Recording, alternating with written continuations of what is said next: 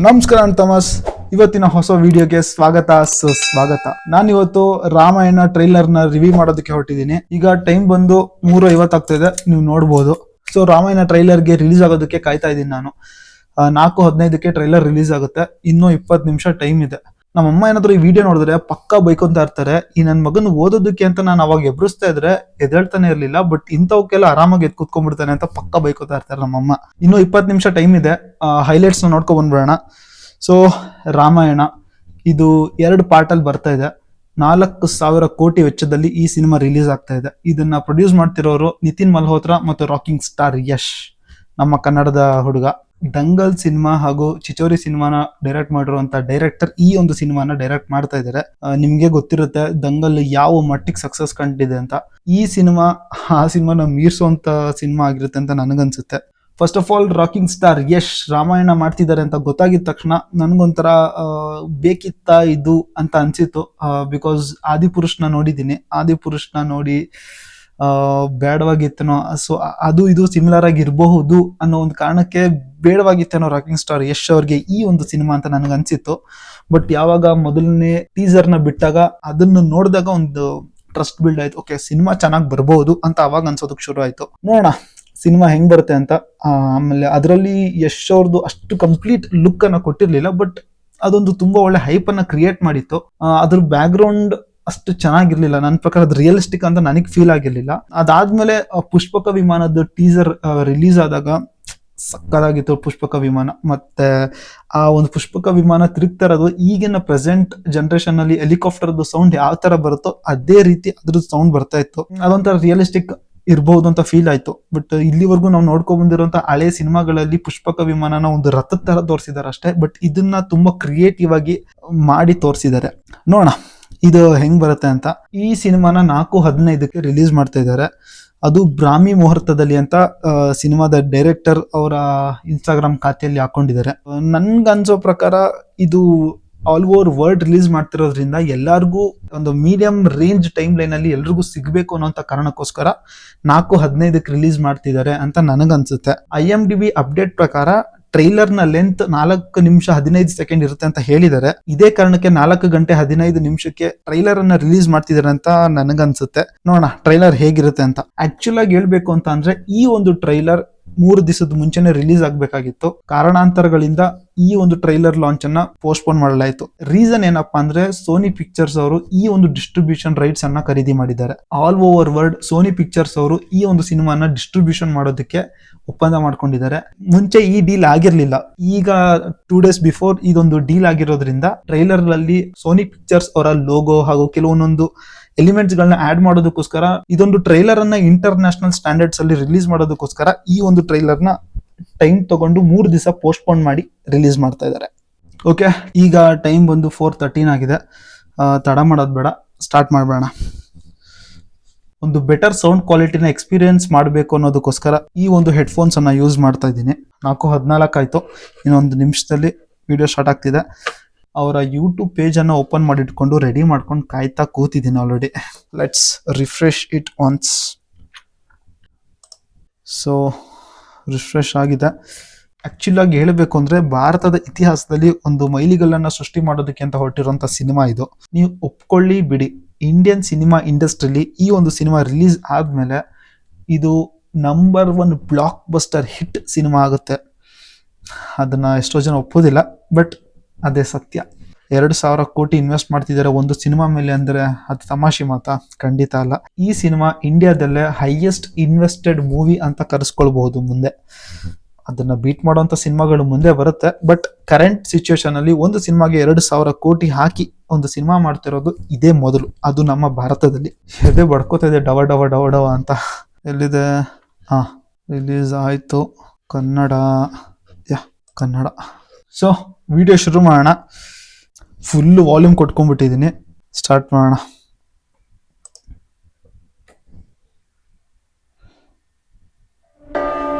Focus. ಈ monster mind creations ಇದು rocking star Yash ಅವರ ಪ್ರೊಡಕ್ಷನ್ ಹೌಸ್. ಇದು ನಮ್ಮ ಕನ್ನಡದ ಹೆಮ್ಮೆಯ ಪ್ರೊಡಕ್ಷನ್ ಹೌಸ್ ಆಗಿ ಮುಂದೆ ಹೊರಹೊಮ್ಮುತ್ತೆ ಅಂತ ನನಗನ್ಸುತ್ತೆ. ಈ ಒಂದು ಪ್ರೊಡಕ್ಷನ್ ಹೌಸ್ ಅಲ್ಲಿ ಮೊದಲನೇ ಸಿನಿಮಾ ಆಗಿ ಟಾಕ್ಸಿಕ್ ಬರಲಿದೆ. ಎರಡನೇ ಸಿನಿಮಾ ಆಗಿ ರಾಮಾಯಣ 1 ಹಾಗೂ ರಾಮಾಯಣ 2 ಬರುತ್ತೆ. ಇನ್ನು ಮುಂದೆ ಒಳ್ಳೆ ಒಳ್ಳೆ ಗ್ಲೋಬಲ್ ಲೆವೆಲ್ ಸಿನಿಮಾಸ್ನ ಪ್ರೊಡ್ಯೂಸ್ ಮಾಡ್ತಾರೆ ಈ ಒಂದು ಮಾನ್ಸ್ಟರ್ ಮೈಂಡ್ ಕ್ರಿಯೇಷನ್ಸ್ ಇಂದ ರಾಕಿಂಗ್ ಸ್ಟಾರ್ ಯಶ್ ಅವರು. ಓಕೆ, ಮುಂದೆ ಹೋಗೋಣ. ಡಿನೆಕ್ ಪ್ರೊಡಕ್ಷನ್ ಹೌಸ್. ಈ ಡಿನೆಕ್ ಪ್ರೊಡಕ್ಷನ್ ಹೌಸ್ ಏನಿದೆ, ಇದು 8 ಅಕಾಡೆಮಿಕ್ ಅವಾರ್ಡ್ ಅನ್ನ ಗೆದ್ದಿದೆ. ಅಂತ ಒಂದು ಕಂಪನಿ ಜೊತೆ ರಾಕಿಂಗ್ ಸ್ಟಾರ್ ಯಶ್ ಅವರು ವರ್ಕ್ ಮಾಡ್ತಾ ಇದ್ದಾರೆ. ಒಬ್ಬ ಬಸ್ ಡ್ರೈವರ್ ಮಗನಾಗಿತ್ಕೊಂಡು ಇಂಥ ದೊಡ್ಡ ಮಟ್ಟಕ್ಕೆ ಬೆಳೆದಿರೋದು ನಿಜವಾಗ್ಲೂ ಅವ್ರ ಸಾಧನೆನೇ ಅದು. ಎಷ್ಟೋ ಈಗಿನ ಜನರೇಷನ್ ಹುಡುಗರಿಗೆ ಅದು ಇನ್ಸ್ಪಿರೇಷನ್ ಆಗಿರುತ್ತೆ. ಓಕೆ, ರಾವಣ.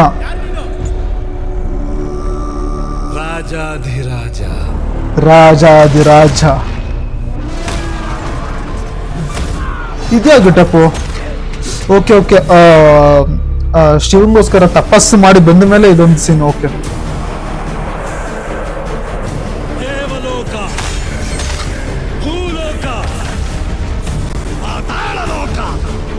ದೇವಲೋಕ, ಭೂಲೋಕ, ಪಾತಾಳ ಲೋಕ. ರಾವಣ 3 ಲೋಕನ ಸಂಪಾದಿಸ್ಕೊಂಡಿದ್ನ. ಐರಾವತ ನನಗೆ ಇವಾಗಲೂ ಗೊತ್ತಾಗಿದ್ದು. ರಾವಣ ರಾಜ್ಯ ಒದಗಿದಾಗಲೆಲ್ಲ ವಿಷ್ಣು ಮಹಾವಿಷ್ಣು ಸ್ವತಃ ಅವತರಿಸಿ ಅದನ್ನು ರಕ್ಷಿಸಿದ್ದಾನೆ. ಜಟಾಯು, ದಶರಥನ ಇದು.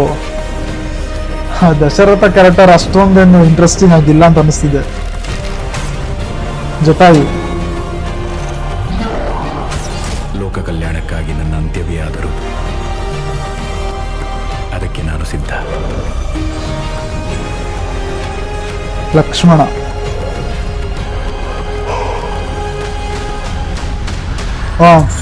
ಶಿವಧನಸ್ಸು ಮುಡಿಯುವಂತ ಸೀನ್ ಅದಿರ್ಬೋದು. ನಾನು ನಿರ್ಧರಿಸಿ ಆಗಿದೆ. ಕೈಕೆ, ಒಬ್ಬ ಪುತ್ರನಾಗಿ ನನ್ನ ತಂದೆ ಕೊಟ್ಟ ಮಾತನ್ನು ಪಾಲಿಸುವುದು ನನ್ನ ಕರ್ತವ್ಯ. ದಶರಥ ಮತ್ತೆ ಕೈಕೆ ಕ್ಯಾರೆಕ್ಟರ್ ಅಷ್ಟೊಂದು ಇಂಟ್ರೆಸ್ಟಿಂಗ್ ಆಗಿ ಕಾಣ್ತಾ ಇಲ್ಲ. ನೆಕ್ಸ್ಟ್ ಪಾರ್ಟ್ ಅಲ್ಲಿ ಚೆನ್ನಾಗಿರ್ಬೋದು, ಗೊತ್ತಿಲ್ಲ. ಬಟ್ ಕರೆಂಟ್ ಅಷ್ಟೊಂದು ಚೆನ್ನಾಗಿ ಕಾಣ್ತಿಲ್ಲ.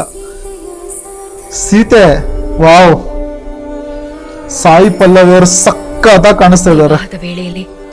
ಈ ತರ ನಾನು ಎಕ್ಸ್ಪೆಕ್ಟ್ ಮಾಡಿರ್ಲಿಲ್ಲ. ವಾವ್, ಗಾರ್ಜಿಯಸ್ ಆಗಿ ಕಾಣ್ತಾ ಇದ್ದಾರೆ. ಪರ್ಫೆಕ್ಟ್ ಆಗಿ ಸೂಟ್ ಆಗ್ತಿದೆ ಕ್ಯಾರೆಕ್ಟರ್ ಅವರಿಗೆ.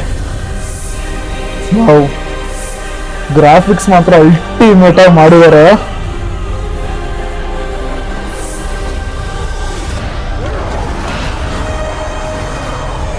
ವಾವ್, ಏನವ್ರ ಗುರು. ಶೂರ್ಪಣಖ ತಮ್ಮಲ್ಲಿ ಭರವಸೆಳಾಗಿದ್ದಾಳೆ.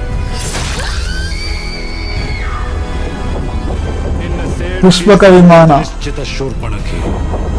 ವಾವ್, ಆ ಕಿರೀಟ ನೋಡಿ ಎಷ್ಟು ಸಕ್ಕದಾಗಿದೆ. ವಾವ್, ಘನಘೋರವಾಗಿರುವುದು. ರಾವಣ 3 ಲೋಕದ ಅಧಿಪತಿಯಾದರೆ ಆ 3 ಲೋಕಗಳ ಸಾಕ್ಷಿಯಾಗಿ ಅವನನ್ನು 3 ಲೋಕದ ಅಧಿಪತಿ ಕೇಳಿದ್ದೀನಿ ನಾನು ಇದನ್ನ. ನನ್ನ ಸೀತೆಯನ್ನು ನಾನು ಮರಳಿ ಕರೆತರುತ್ತೇನೆ.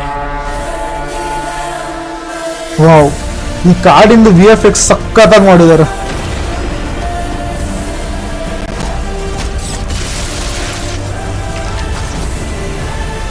ನನ್ನ ಪ್ರಕಾರ ಯುದ್ಧದ ಸೀನ್ಗಳು ತುಂಬಾ ಸಕ್ಕತ್ತಾಗಿ ಬರುತ್ತೆ ಈ ಸಿನಿಮಾದಲ್ಲಿ. ಜಟಾಯು,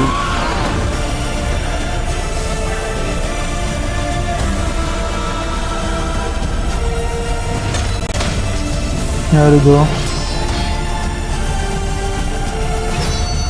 ಓ, ಲಕ್ಷ್ಮಣ ರೇಖೆ.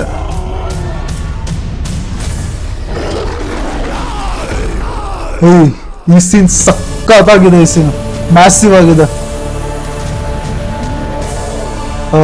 ಇದು ರಾಮನ ಯುಗದ ಆರಂಭ.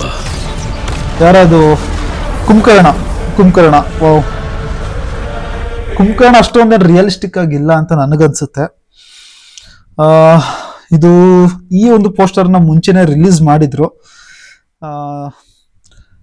ಈ ಒಂದು ಸಿನಿಮಾದಲ್ಲಿ ರಾಮನ ಪಾತ್ರದಲ್ಲಿ ರಣಬೀರ್ ಸಿಂಗ್ ಕಾಣಿಸ್ಕೊಳ್ಳಲಿದ್ದಾರೆ. ರಾವಣನ ಪಾರ್ಟ್ ಅಲ್ಲಿ ರಾಕಿಂಗ್ ಸ್ಟಾರ್ ಯಶ್ ಅವರು ಕಾಣಿಸ್ಕೊತಾ ಇದ್ದಾರೆ.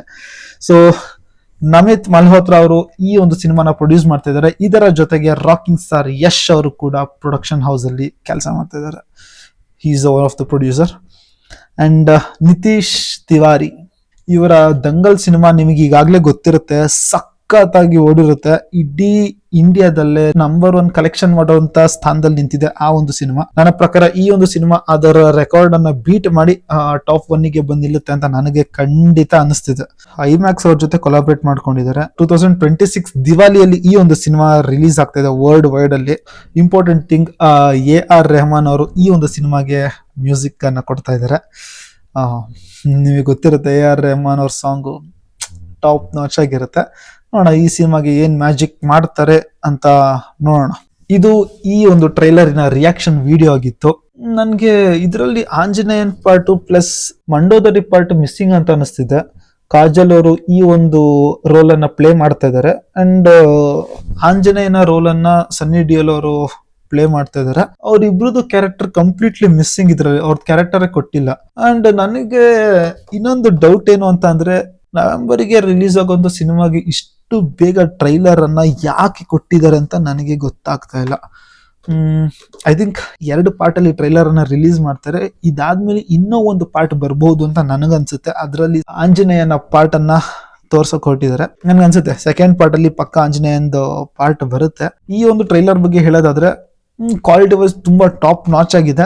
ಈಗ frame by frame break through ಮಾಡೋಣ. ಫ್ರೇಮ್ ಬೈ ಫ್ರೇಮ್ ನೋಡ್ಕೊಂಡು ಹೋಗೋಣ, ಎಲ್ಲಿ ಏನು ಎತ್ತ, ಹೇಗಿದೆ ಸಿನಿಮಾ, ಯಾವ ತರ ಸಿನಿಮಾ ಬಂದಿದೆ, ವಿಜುವಲಿಟೀಸ್ ಹೇಗಿದೆ, ಕೆಲಸ ಹೇಗ್ ಮಾಡಿದ್ದಾರೆ ಅಂತ ಗೊತ್ತಾಗುತ್ತೆ. ಯಾ ಕಮಾನ್, ಲೆಟ್ಸ್ ಸ್ಟಾರ್ಟ್ ದ ವಿಡಿಯೋ. ತಡ ಮಾಡೋದು ಬೇಡ.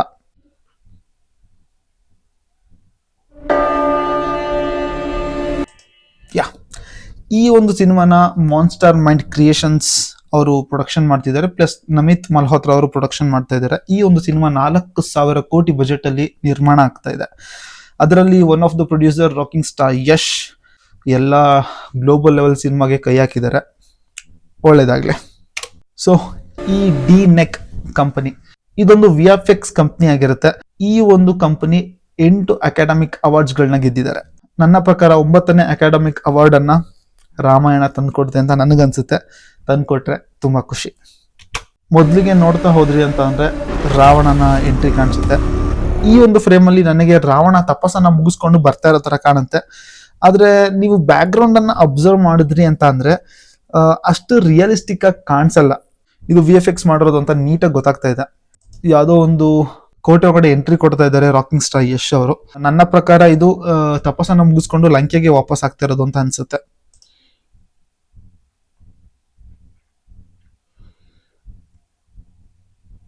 ವಾವ್. ಈ ಒಂದು ಸೀನನ್ನ ನೀವು ನೋಡ್ಲೇಬೇಕು. ಪಕ್ಕ ನಾನು ಹೇಳ್ತೀನಿ, ಈ ಒಂದು ಸೀನ್ ನೋಡಿದ್ರೆ ಎಷ್ಟು ತಪಸ್ಸನ್ನ ಮುಗಿಸ್ಕೊಂಡು ರಾವಣ ತಪಸ್ಸನ್ನ ಮುಗಿಸ್ಕೊಂಡು ಇಲ್ಲಿಗೆ ಎಂಟ್ರಿ ಕೊಡ್ತಾ ಇದ್ದಾರೆ. ತಪಸ್ ಮುಗಿಸಿದ ತಕ್ಷಣ ಯಾವ ಯುದ್ಧ ಮಾಡ್ತಾರೆ ಹೇಳ್ತೀನಿ, ಕೇಳಿಸ್ಕೊಳ್ಳಿ. ರಾವಣ ತಪಸ್ಸನ್ನ ಮುಗಿಸ್ಕೊಂಡು ಬಂದ್ಮೇಲೆ ಕುಬೇರನ ಡೈನಸ್ಟಿ ಏನಿದೆ ಅದನ್ನ ಆಕ್ರಮಣ ಮಾಡಿ ಅದನ್ನ ತನ್ನ ವಶಕ್ಕೆ ಪಡ್ಕೊಂತಾನೆ. ಸೊ ಇದು ಅದರ ಫೈಟಿಂಗ್ ಸೀನ್ ಆಗಿರುತ್ತೆ. ಆಮೇಲೆ ನೀವು ಈ ಒಂದು ಸೀನ್ ಅನ್ನ ಕರೆಕ್ಟ್ ಆಗಿ ಅಬ್ಸರ್ವ್ ಮಾಡಿದ್ರಿ ಅಂತಂದ್ರೆ ರಾವಣ ತಪಸ್ಸನ್ನ ಮುಗಿಸ್ಕೊಂಡು ಬಂದಿದ್ದಾನೆ. ಸೊ ಹಾಗಾಗಿ ಈ ಒಂದು ಫೇಸ್ ಅಲ್ಲಿ ಕಂಪ್ಲೀಟ್ ಗಡ್ಡ ಬೆಳೆದಿದೆ, ತುಂಬಾ ಕೂದಲೆಲ್ಲ ಬೆಳೆದಿದೆ. ಆ ತಪಸ್ಸು ಮಾಡೋಂತ ಬಟ್ಟೆಲೆ ಎದ್ದು ಬಂದಿದೆ. ತುಂಬಾ ವರ್ಷಗಳಾಗಿದೆ ತಪಸ್ ಮಾಡಿ, ಹಾಗಾಗಿ ಬಟ್ಟೆ ಎಲ್ಲ ಕಂಪ್ಲೀಟ್ ಆಗಿ ಕೊಳೆ ಆಗಿದೆ. ಆ ತರ ಇದ್ದಾನೆ. ಆಮೇಲೆ ನೀವು ಅಬ್ಸರ್ವ್ ಮಾಡಿದ್ರಿ ಅಂತ ಅಂದ್ರೆ ಇದು ಶಿವನ್ ತರ ಕಾಣುತ್ತೆ. ಶಿವನ ಗೆಟಪ್ ಹೇಗಿದೆ ಆ ತರ ಕಾಣುತ್ತೆ. ಅದೇ ತರ ಜುಟ್ಟು, ಕೂದ್ಲು, ಮೈ ತುಂಬಾ ರುದ್ರಾಕ್ಷಿ ಎಲ್ಲ ಕಾಣುತ್ತೆ ನಿಮಗೆ. ಇದು ಕಂಪ್ಲೀಟ್ ಆಗಿ ನಾನು ಹೇಳಿದಂಗೆ ಕುಬೇರನ ಡೈನಾಸ್ಟಿನ ಆಕ್ರಮಣ ಮಾಡಿ ಅವರನ್ನ ಸೋಲ್ಸೋಂತ ದೃಶ್ಯ ಇದು.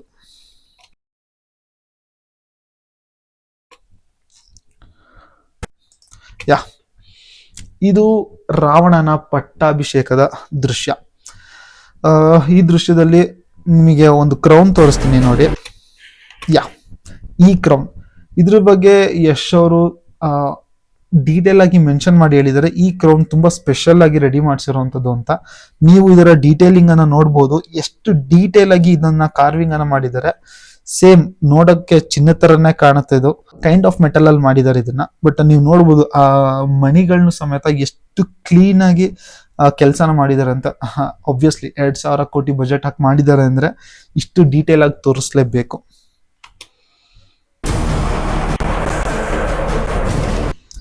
ಈ ಒಂದು ಸೀನನ್ನ ಇದಕ್ಕೂ ಮುಂಚೆ ಬಂದಿರುವಂತ ಟೀಸರ್ ಅಲ್ಲಿ ರಿಲೀಸ್ ಮಾಡಿದ್ರು, ಬಟ್ ಅದು ಬೇರೆ ಲೊಕೇಶನ್ ಅಲ್ಲಿ, ಬಟ್ ಇದು ಬೇರೆ ಲೊಕೇಶನ್ ಅಲ್ಲಿ. ಇದು ಲಂಕೆಯಲ್ಲಿ, ಅದು ಪುಷ್ಪಕ ವಿಮಾನದಲ್ಲಿ.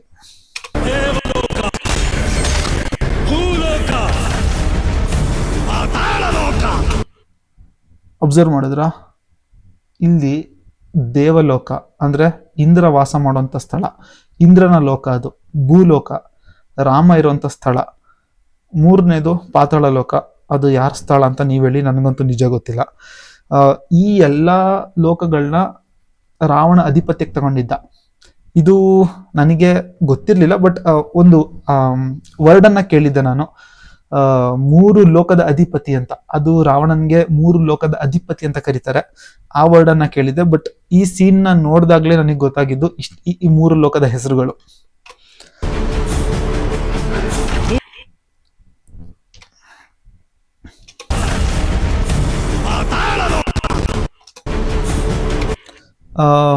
ಈ ಸೀನ್ ಅನ್ನ ನೀವು ನೋಡಿ, ಇಲ್ಲಿ ಜನ ನಿಂತಿರೋದು 1,000 ಕೋಟಿ ಜನ ನಿಂತಿರೋ ತರ ಕಾಣುತ್ತೆ, ಬಟ್ ಇದು ಅಷ್ಟೊಂದು ರಿಯಲಿಸ್ಟಿಕ್ ಆಗಿ ಕಾಣ್ತಾ ಇಲ್ಲ. ನನ್ನ ಪ್ರಕಾರ ಇದನ್ನ ಇನ್ನೊಂಚೂರು ರಿಯಲಿಸ್ಟಿಕ್ ಆಗಿ ಮಾಡಿದಿದ್ರೆ ಚೆನ್ನಾಗಿರ್ತಿತ್ತು ಅನ್ಸುತ್ತೆ. ಗೊತ್ತಿಲ್ಲ ದೊಡ್ಡ ಸ್ಕ್ರೀನ್ಗಳಲ್ಲಿ ಹೇಗೆ ಕಾಣುತ್ತೆ ಅಂತ ಗೊತ್ತಿಲ್ಲ, ಬಟ್ ನಾವು ಇದನ್ನ ಚಿಕ್ಕ ಸ್ಕ್ರೀನ್ ಅಲ್ಲಿ ಪಾಸ್ ಮಾಡಿ ನೋಡ್ತಿರೋದ್ರಿಂದ ಇದು ರಿಯಲಿಸ್ಟಿಕ್ ಅಂತ ನನಗಂತೂ ಖಂಡಿತ ಅನ್ನಿಸ್ತಾ ಇಲ್ಲ. ಇದು ಖಂಡಿತ ರಾಮ ಮತ್ತೆ ರಾವಣನ ಮಧ್ಯೆ ನಡೀತಾರೋ ಯುದ್ಧ ಅಲ್ಲ, ಇದು ಇಂದ್ರ ಮತ್ತೆ ರಾವಣನ ಮಧ್ಯದಲ್ಲಿ ನಡೀತಾರಂತ ಯುದ್ಧ. ಇದು ಐರಾವತ, ಇಂದ್ರನ ವಾಹನ.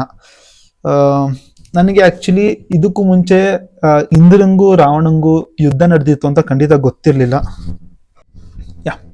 ನನಗೆ ಇಂದ್ರಂಗೂ ರಾವಣಂಗೂ ಯುದ್ಧ ನಡೆದಿತ್ತು ಅಂತ ಮುಂಚೆ ಗೊತ್ತಿರ್ಲಿಲ್ಲ. ಈ ಒಂದು ಟ್ರೈಲರ್ ನೋಡಿದಾಗ್ಲೇ ಗೊತ್ತಾಗಿದ್ದು ಇಂದ್ರಂಗೂ ರಾವಣಂಗೂ ಮುಂಚೆ ಯುದ್ಧ ನಡೆದಿತ್ತು ಅಂತ. ಅದೇ 3 ಲೋಕದಲ್ಲಿ ದೇವಲೋಕನ ಗೆದ್ದಿದ್ನಲ್ಲ, ಅದು ಇಂದ್ರನ ವಿರುದ್ಧ ಫೈಟ್ ಮಾಡೆ.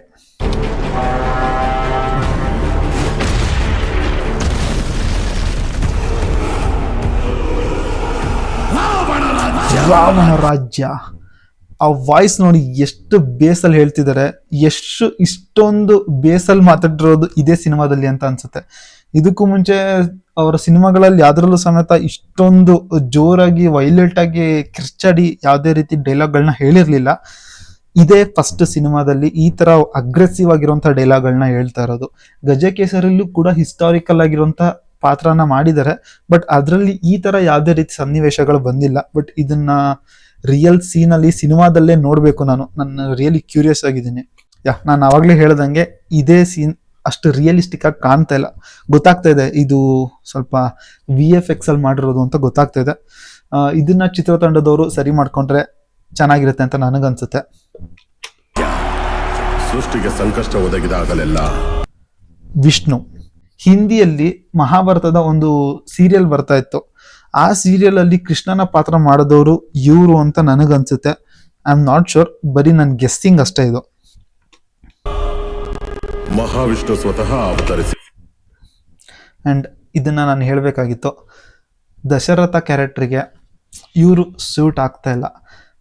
ನೀವು ಡೀಟೇಲ್ ಆಗಿ ಅವ್ರನ್ನ ಅಬ್ಸರ್ವ್ ಮಾಡಿ, ಅವರಿಗೆ ಹಾಕಿರುವಂತ ಗಡ್ಡ ಅದು ರಿಯಲಿಸ್ಟಿಕ್ ಅಲ್ಲ ಅಂತ ಈಸಿಯಾಗಿ ಗೊತ್ತಾಗ್ತಾ ಇದೆ. ಅದನ್ನ ವಿಗ್ ಹಾಕಿರೋದು ಅಂತ ನೀಟಾಗಿ ಗೊತ್ತಾಗ್ತಾ ಇದೆ. ಇದನ್ನ ನ್ಯಾಚುರಲ್ ಆಗಿ ಗ್ರೋ ಮಾಡಿದ್ರೆ ಚೆನ್ನಾಗಿರ್ತಿತ್ತು ಅನ್ಸುತ್ತೆ. ಬಟ್ ಆಮೇಲೆ ಆ ಕ್ಯಾರೆಕ್ಟರ್ಗೂ ಕೂಡ ಅವ್ರ ಸೂಟ್ ಆಗ್ತಿಲ್ಲ ಅಂತ ನನ್ನ ಅನಿಸಿಕೆ ಅಷ್ಟೆ. ರಾವಣ ಸೀತೆಯನ್ನ ಅಪಹರಣ ಮಾಡುವಂತ ಟೈಮಲ್ಲಿ ಜಟಾಯುದು ಒಂದು ಮುಖ್ಯ ಪಾತ್ರ ಇದೆ. ಅದು ಮುಂದೆ ಹೋಗ್ತಾ ಹೋಗ್ತಾ ಮಾತಾಡೋಣ. ರಾಮಂಗೂ ಜಟಾಯುಗೂ ತುಂಬಾ ಒಳ್ಳೆ ಸಂಬಂಧ ಇತ್ತು, ಒಳ್ಳೆ ಗೆಳೆತನ ಕೂಡ ಇತ್ತು ಅವರಿಬ್ಬರ ಮಧ್ಯದಲ್ಲಿ. ರಾಮ ಬಿಲ್ವಿದ್ಯೆ ಅಭ್ಯಾಸ ಮಾಡುವಂತ ಸಮಯದಲ್ಲಿ ಜಟಾಯು ಯಾವಾಗ್ಲೂ ರಾಮನ್ ಜೊತೆನೆ ಇರ್ತಿದ್ದ. ನೋಡಿ, ಇಲ್ಲಿ ಜಟಾಯು ಇದ್ದಾನೆ. ಜಟಾಯು ರಾಮಂಗೆ ಬಿಲ್ವಿದ್ಯೆ ಅಭ್ಯಾಸ ಮಾಡೋದಕ್ಕೆ ಸಹಾಯ ಮಾಡುತ್ತೆ. ಇದೆಲ್ಲ ನಾರ್ಮಲ್ ಒಂದು ಅರಮನೆಗಳಲ್ಲಿ ಸೀನ್ಗಳು ಹೇಗ್ ಬರುತ್ತೋ ಆ ತರ ಒಂದು ಸೀನ್ಗಳು ಮಾಡಿದ್ದಾರೆ. ಇದು ನಾರ್ಮಲ್ ಎಲ್ಲ ಸಿನಿಮಾಗಳಲ್ಲೂ ಇದೇ ತರ VFX ನ ಯೂಸ್ ಮಾಡ್ತಾರೆ. ಇದರಲ್ಲಿ ಏನು ಸ್ಪೆಷಲ್ ಕಾಣ್ತಾ ಇಲ್ಲ ನನಗೆ. ನಾರ್ಮಲ್ ಎಲ್ಲ ಸಿನಿಮಾಗಳು ಈ ತರ ಇದೆ, ಬಟ್ ಕ್ವಾಲಿಟಿ ಚೆನ್ನಾಗಿದೆ. ಈ ಸೀನನ್ನ ನಾನು ಹೇಳಲೇಬೇಕು. ಇದು ಸೀತೆಯ ಸ್ವಯಂವರದ ಸಮಯ ಅನ್ಸುತ್ತೆ. ರಾಮ ಶಿವಧನಸನ್ನ ಮುರಿದು ಸೀತೆನ ಮದುವೆ ಆಗ್ತಾನೆ. ಆ ಒಂದು ದೃಶ್ಯ ಇದೆ. ಕೈಕೆ ಕೂಡ ಈ ಒಂದು ಕ್ಯಾರೆಕ್ಟರ್ಗೆ ಅಷ್ಟು ಸೂಟ್ ಆಗಿಲ್ಲ ಅಂತ ನನಗನ್ಸುತ್ತೆ.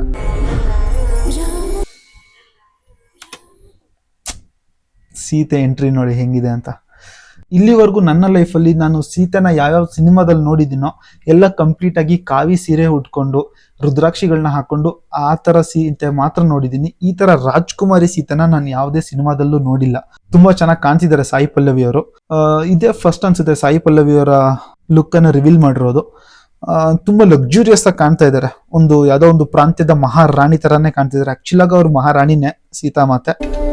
ಈ ಸೀನನ್ನ ನೋಡಿ ಸೀತೆನ ತುಂಬಾ ಲಕ್ಸುರಿಯಸ್ ಆಗಿ ತೋರಿಸಿದ್ದಾರೆ. ನಿಜ ಸಕ್ಕತ್ತಾಗಿ ತೋರಿಸಿದ್ದಾರೆ ಸೀತೆನ. ಬ್ಯಾಕ್ ಗ್ರೌಂಡ್ ಕೂಡ ಅದು ನನ್ನ ಪ್ರಕಾರ VFX ಅನ್ಸುತ್ತೆ. ಐ ಥಿಂಕ್ ಮೋಸ್ಟ್ಲಿ ಸೆಟ್ ಕೂಡ ಹಾಕಿರಬಹುದು. ನನ್ನ ಪ್ರಕಾರ ಆಲ್ಮೋಸ್ಟ್ ಇದು VFX ಅಂತ ನನಗನ್ಸುತ್ತೆ. ವಿವಾಹದ ವೇಳೆಯಲ್ಲಿ ನೀವು ನನಗೆ ರಾಮ ಮತ್ತೆ ಸೀತೆ ಮದುವೆ ದೃಶ್ಯ ಇದು. ನಮ್ಮಿಬ್ಬರ ವಿಧಿಯೂ ಒಂದೇ. ಆ ವಿಧಿ ಲಿಖಿತ ಏನೇ ಆಗಿರಲಿ, ರಾಮ ನಾನು ಮಾತ್ರ ವನವಾಸಕ್ಕೆ ಹೋಗ್ತೀನಿ, ನೀನ್ ಇಲ್ಲೇ ಇರು ಅಂತ ಹೇಳಿದಾಗ ಸೀತೆ ನಾವಿಬ್ರು ಗಂಡ ಹೆಂಡತಿ ಏನೇ ಇದ್ರು ಇಬ್ರು ಹಂಚ್ಕೊಂಡು ಬಾಳ್ಬೇಕು ಅಂತ ಹೇಳಿ ಇಬ್ರು ಒಟ್ಟಿಗೆ ವನವಾಸಕ್ಕೆ ಹೊರಡುವಂತ ಸಮಯ ಅಂತ ಅನ್ಸುತ್ತೆ ನನಗಿದು. ನನಗೆ ಸಮ್ಮತವೇ. ಈ ಒಂದು ರಥದ ಸೀನ್ ಬಗ್ಗೆ ನಾನು ಹೇಳಲೇಬೇಕು. ಮೊದಲನೇ ಟೀಸರ್ ಅಲ್ಲೂ ಕೂಡ ಇದೇ ಒಂದು ದೃಶ್ಯನ ಹಾಕಿದ್ರು. ನನಗೆ ತುಂಬಾ ಇಷ್ಟ ಆಗಿತ್ತು. ಅಷ್ಟು ಡೀಟೇಲ್ ಆಗಿ ಈ ಒಂದು ದೃಶ್ಯನ ಬಿಲ್ಡ್ ಮಾಡಿದ್ದಾರೆ. ಇದು VFX ಅಥವಾ ರಿಯಲ್ ಅಂತ ನನ್ಗೆ ಗೆಸ್ ಮಾಡಕ್ ಆಗ್ತಾ ಇಲ್ಲ. ಅಷ್ಟು ರಿಯಲಿಸ್ಟಿಕ್ ಆಗಿದೆ. ರಿಯಲ್ ಆಗಿದ್ರೆ ತುಂಬಾ ಚೆನ್ನಾಗಿ ವರ್ಕ್ ಮಾಡಿದ್ದಾರೆ. VFX ಆದ್ರೂ ತುಂಬಾ ಚೆನ್ನಾಗಿ ವರ್ಕ್ ಮಾಡಿದ್ದಾರೆ. ಒಂದು ಸಲ ಬೇಕಾದ್ರೆ ನೀವು ಯೂಟ್ಯೂಬ್ ಅಲ್ಲಿ ಟ್ರೈಲರ್ ಅನ್ನ ನೋಡಿ ನಿಮಗೆ ಗೊತ್ತಾಗ್ತಾ ಹೋಗುತ್ತೆ ಎಷ್ಟು ಪ್ರಿಸಿಷನ್ ಆಗಿ ಈ ಒಂದು ರಥನ ಬಿಲ್ಡ್ ಮಾಡಿದ್ದಾರೆ ಅಂತ. ನೈಸ್. ಈ ಒಂದು ದೃಶ್ಯ ಬಂದು ರಾಮ ಕಾಡಿಗೆ ಹೋಗುವಂತ ದೃಶ್ಯ. ಈ ಒಂದು ದೃಶ್ಯ ನನಗೆ ಸಮುದ್ರದ ಪಕ್ಕದಲ್ಲಿ ಇದೆ. ಇದು ನನ್ನ ಪ್ರಕಾರ ಪಕ್ಕ ಇದು ಲಂಕೆನೇ ಆಗಿರುತ್ತೆ. ಬಟ್ ಆದ್ರೆ ಅಲ್ಲಿ ಲಂಕೆ ಎಲ್ಲ ಫ್ಲಾಟ್ ಆಗಿ ಕಾಣಿಸಿತ್ತು ಫಸ್ಟ್ ಸೀನ್ ಅಲ್ಲಿ. ಬಟ್ ಇದರಲ್ಲಿ ಬೆಟ್ಟಗಳ ಮೇಲೆ ಇರೋ ತರ ಕಾಣಿಸುತ್ತೆ. ಬಟ್ ಆಕ್ಚುಲ್ ಆಗಿ ಲಂಕೆ ಬೆಟ್ಟಗಳ ಮೇಲೆ ಇದ್ದಿದ್ದು. ಇದು ರಾವಣನ ಆಸ್ಥಾನದಲ್ಲಿ ನೃತ್ಯ ಪ್ರದರ್ಶನ ನಡೀತಾ ಇರುವಂತ ದೃಶ್ಯ ಇದು. ನೋಡಿ ಇಲ್ಲಿ ಎಷ್ಟನ ಅಪಿಯರೆನ್ಸ್ ಹೆಂಗಿದೆ ಅಂತ. ರಾವಣನ ಗತ್ತು ಹಂಗೆ ಎದ್ದು ಕಾಣ್ತಿದೆ ಅವ್ರ ಮುಖದಲ್ಲಿ. ವಾವ್. ಆ ಕಾಸ್ಟ್ಯೂಮ್ ಡಿಸೈನಿಂಗು, ಆ ಕಿರೀಟ, ಆ ಸಿಂಹಾಸನ ಲಕ್ಸುರಿಯಾಗಿ ಕಾಣ್ತಿದೆ ಮಾತ್ರ. ಆಮೇಲೆ ಆ ರಾವಣನ ಲೆಗೆಸಿನ ಕ್ಯಾರಿ ಮಾಡ್ತಾ ಇದ್ದಾರೆ ಯಶ್ ಅವರು. ಅಷ್ಟು ಚೆನ್ನಾಗಿದೆ ಟ್ರೈಲರು. ಪ್ಲಸ್ ಯಶ್ ಅವರ ಅಪಿಯರೆನ್ಸ್ ಕೂಡ. ಇದು ಶೂರ್ಪಣಖಿ ರಾಮನ ಭೇಟಿಯಾದಂತ ದೃಶ್ಯ. ನೀವಿಲ್ಲಿ ಅಬ್ಸರ್ವ್ ಮಾಡ್ಬೋದು ಹಿಂದೆ ಕಾಡು ಎಷ್ಟು ಡೀಟೇಲಿಂಗ್ ಆಗಿ ರೆಡಿ ಮಾಡಿದ್ದಾರೆ VFX ಕಂಪ್ನಿ ಅಂತ. ಅಂದ್ರೆ ನನಗೆ ಈ ಒಂದು ಸಿನಿಮಾ ಮೇಲೆ ಭರವಸೆ ಬರೋದಕ್ಕೆ ಇದೇ ಕಾರಣ. ಎಷ್ಟು ಚೆನ್ನಾಗಿ ಕಾಡನ್ನ ಬಿಲ್ಡ್ ಮಾಡಿದ್ದಾರೆ ನೋಡಿ. ಕಂಪ್ಲೀಟ್ ರಿಯಲಿಸ್ಟಿಕ್ ಆಗಿ ಕಾಣ್ತಿದೆ ನನಗಂತೂ ತುಂಬಾ ಇಷ್ಟ ಆಯ್ತು ವರ್ಕ್. ಬಟ್ ಆದ್ರೆ ಈ ರಥನೂ ಕೂಡ ಚೆನ್ನಾಗಿ ಫಿಟ್ ಆಗಿ ಕಾಣ್ತಿದೆ. ಬಟ್ ಮುಂದೆ ಬರ್ತಾರೋ ಈ ಪ್ರಾಣಿ ಯಾವುದು ಅಂತ ನನಗಂತೂ ಗೊತ್ತಿಲ್ಲ. ನಿಮ್ಗೇನಾದ್ರು ಗೊತ್ತಾದ್ರೆ ದಯವಿಟ್ಟು ತಿಳಿಸಿ. ಈ ಪ್ರಾಣಿನ ನೋಡಿದ್ರೆ ರಿಯಲಿಸ್ಟಿಕ್ ಆಗಿ ಕಾಣ್ತಾ ಇಲ್ಲ. ಖಂಡಿತವಾಗ್ಲೂ ರಿಯಲಿಸ್ಟಿಕ್ ಅಂತ ನನಗಂತೂ ಅನ್ನಿಸ್ತಾ ಇಲ್ಲ. ಶೂರ್ಪಣಖಿ ರಾಮನ್ನ ಬಯಸಿ ನೀನು ನನ್ನನ್ನ ವಿವಾಹ ಆಗು ಅಂತ ಕೇಳ್ಕೊಳಕ್ಕೆ ಬರ್ತಾಳೆ. ಅವಾಗ ರಾಮ ನಿರಾಕರಿಸಿದಾಗ ನೀ ನನಗೆ ಬೇಕೇ ಬೇಕು ಅಂತ ಹಠ ಕೂತಾಗ ಲಕ್ಷ್ಮಣ ಶೂರ್ಪಣಖಿಯ ಮೂಗನ್ನ ಕುಯ್ತಾನೆ. ಆ ದೃಶ್ಯ ಇದು ಚೆನ್ನಾಗಿರುತ್ತೆ ಅಂತ ನನ್ಗನ್ಸುತ್ತೆ ಸಿನಿಮಾದಲ್ಲಿ. ಬಟ್ ಶೂರ್ಪಣಖಿನ ಇಷ್ಟು ಸುಂದರವಾಗಿ ತೋರಿಸಿದ್ದಾರೆ ಅಂತ ಅನ್ಸ್ತಾ ಇಲ್ವಾ? ನಾನು ಇಲ್ಲಿವರೆಗೂ ನೋಡಿರುವಂತ ಎಲ್ಲಾ ರಾಮಾಯಣದಲ್ಲೂ ಕೂಡ ಶೂರ್ಪಣಖಿ ರಾಕ್ಷಸಿ ಎಲ್ಲ ಕಡೆ ಅಲ್ಲಿ ಕೋರೆನ ಬಿಟ್ಕೊಂಡು ಇರುವಂತ ರಾಕ್ಷಸಿನೇ ನೋಡಿದ್ದೀನಿ. ಬಟ್ ಇಲ್ಲೇ ಇಷ್ಟು ಚೆನ್ನಾಗಿರುವಂತ ಶೂರ್ಪಣಖಿನ ನೋಡ್ತಾ ಇರೋದು ನಾನು. ಸಿನಿಮಾ ಇನ್ನೂ ಹೆಂಗೆ ತೋರಿಸ್ತಾರೆ ಅಂತ ನೋಡೋಣ. ತುಂಬಾ ಚೆನ್ನಾಗಿ ತೋರಿಸಿದ್ದಾರೆ ಪುಷ್ಪಕ ವಿಮಾನನ. ಅಷ್ಟು ಚೆನ್ನಾಗಿ ಕಾಣ್ತಿದೆ ಪುಷ್ಪಕ ವಿಮಾನ. ಕಂಪ್ಲೀಟ್ ಡೀಟೇಲ್ ಆಗಿ ರೆಡಿ ಮಾಡಿದ್ದಾರೆ. ಪುಷ್ಪಕ ಅಂದ್ರೆ ಏನು? ಹೂವಲ್ಲಿ ಮಾಡಿರುವಂತ ವಿಮಾನ ಅದು. ಈ ಪುಷ್ಪಕ ವಿಮಾನದ ಸ್ಪೆಷಾಲಿಟಿ ಏನು ಅಂದ್ರೆ ಇದು ಸಾಸಿವೆ ಕಾಳಷ್ಟು ಚಿಕ್ಕದಾಗೂ ಕನ್ವರ್ಟ್ ಆಗ್ಬೋದು, ಪ್ಲಸ್ ಅಷ್ಟೇ ದೊಡ್ಡದಾಗೂ ಬೆಳೆಯುತ್ತೆ. ಅಂಡ್ ತುಂಬಾ ಫಾಸ್ಟ್ ಆಗಿ ಓಡೋಂತ ವಿಮಾನ ಇದು. ಆಗಿನ ಕಾಲದಲ್ಲೇ ವಿಮಾನ ಇತ್ತು, ನಮ್ಮವರು ಇವಾಗ ವಿಮಾನ ಅಂತ ಕಂಡುಹಿಡಿದಿದ್ದಾರೆ. ನೋಡಿ ಯಶ್ ಅವರ ಈ ಒಂದು ಅಪಿಯರೆನ್ಸ್ ನನಗೆ ನಿಜವಾಗ್ಲೂ ಇಷ್ಟ ಆಯ್ತು. ಅಲ್ಲಿ ಬೇರೆ ತರ ಸಿಂಹಾಸನ ಪ್ಲೇಸ್ ಬೇರೆ ತರ ಗೆಟಪ್ ಇತ್ತು. ಬಟ್ ಇಲ್ಲಿ ನೋಡಿ, ಇಲ್ಲಿ ಈ ಸಿಂಹಾಸನ ಕಂಪ್ಲೀಟ್ ಗೋಲ್ಡ್ ಅಲ್ಲಿ ಮಾಡಿರೋ ತರ ಇದೆ. ಅಷ್ಟು ಲಕ್ಸುರಿಯಸ್ ಆಗಿ ಕಾಣ್ತಾ ಇದೆ ಇಲ್ಲಿ.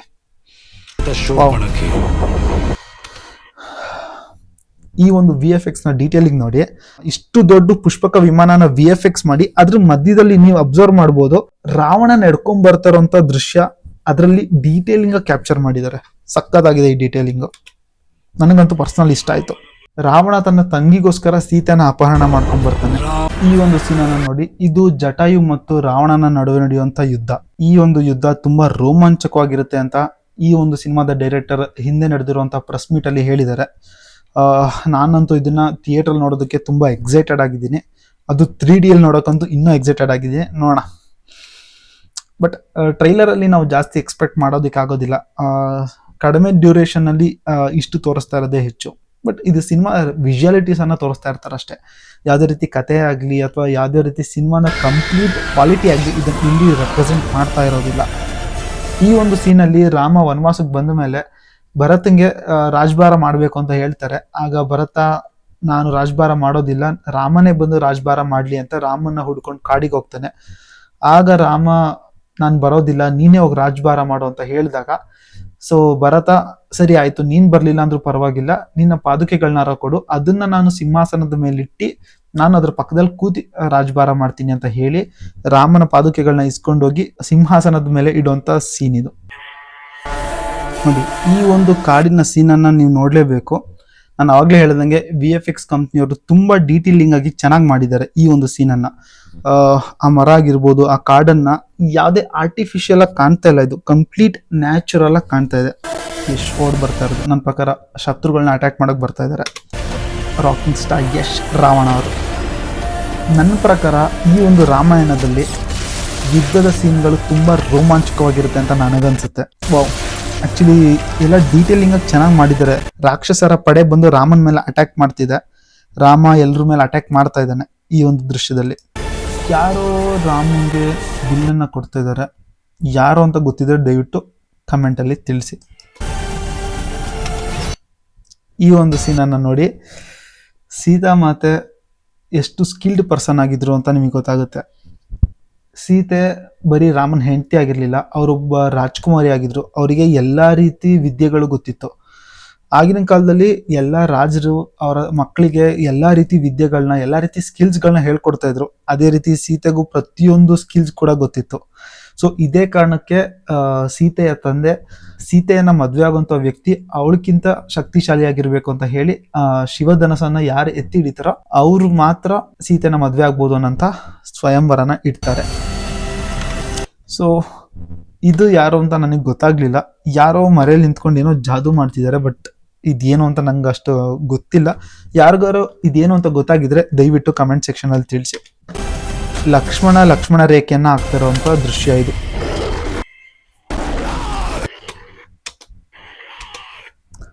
ಈ ಒಂದು ದೃಶ್ಯನ ನೀವು ನೋಡ್ಲೇಬೇಕು. ಈ ದೃಶ್ಯನ ನೀವು ನಿಜವಾಗ್ಲೂ ಯಾವ್ದಾದ್ರು ಇಯರ್ಫೋನ್ಸ್ ಅಥವಾ ಒಳ್ಳೆ ಸೌಂಡ್ ಕ್ವಾಲಿಟಿಲಿ ಕೇಳಿದ್ರಿ ಅಂತಂದ್ರೆ ಯಶ್ ಅವರ ರೋರಿಂಗ್ ಸೌಂಡ್ ಎಷ್ಟು ಲೌಡ್ ಆಗಿದೆ ಅಂತ ಅಂದ್ರೆ ಈ ಒಂದು ಸೀನ್ ತುಂಬಾ ಸಕ್ಕತ್ತಾಗಿದೆ. ನನಗಂತೂ ಪರ್ಸನಲಿ ಇಷ್ಟ ಆಯ್ತು. ಈ ಸೀನ್ ಸಕ್ಕತ್ತಾಗಿ ಬಂದಿದೆ. ಇದು ಕುಂಭಕರ್ಣ ಯಾವಾಗ್ಲೂ 6 ತಿಂಗಳು ನಿದ್ದೆ ಮಾಡಿರ್ತಾನೆ, ಇನ್ನು 6 ತಿಂಗಳು ಎದ್ದಿರ್ತಾನೆ. ಸೊ ಅವನಿಗೊಂದು ಶಾಪ ಇರುತ್ತೆ, ಹಾಗಾಗಿ ಆ ಒಂದು 6 ತಿಂಗಳು ನಡೀತಾ ಇರುತ್ತೆ. ಎಸ್ಪೆಷಲಿ ನಾನು ನಿಮಗೆ ಹೇಳಲೇಬೇಕು, ಈ ಒಂದು ಸಿನಿಮಾಗೆ ಮ್ಯೂಸಿಕ್ ಅನ್ನ ಡೈರೆಕ್ಟ್ ಮಾಡ್ತಿರೋದು AR ರೆಹಮಾನ್ ಅವರು. ನಿಮಗೆ ಗೊತ್ತು ಅವ್ರು ಎಂತ ಒಳ್ಳೊಳ್ಳೆ ಹಿಟ್ಗಳನ್ನ ಕೊಟ್ಟಿದ್ದಾರೆ ಅಂತ. ಲೆಟ್ಸ್ ಸಿ ಇದರಲ್ಲಿ ಏನ್ ಮ್ಯಾಜಿಕ್ ಮಾಡ್ತಾರೆ ಅಂತ. ಸೊ ಗೈಸ್, ಇದಾಗಿತ್ತು ರಾಮಾಯಣ ಟ್ರೈಲರ್ ಇನ್ನ ಬ್ರೇಕ್ ಡೌನ್ ವಿಡಿಯೋ. ನಾನ್ ಮಾಡುವಂತ ರಿವ್ಯೂ ನಿಮಗೆ ಇಷ್ಟ ಆಗಿತ್ತು ಅಂದ್ರೆ ದಯವಿಟ್ಟು ನನ್ನ ಚಾನೆಲ್ ಅನ್ನ ಸಬ್ಸ್ಕ್ರೈಬ್ ಮಾಡ್ಕೊಳ್ಳಿ. ಇದನ್ನ ಹೇಳ್ತಾ ಈ ವಿಡಿಯೋನ ಎಂಡ್ ಮಾಡ್ತಾ ಇದ್ದೀನಿ. ಜೈ ಹಿಂದ್, ಜೈ ಕರ್ನಾಟಕ ಮಾತು.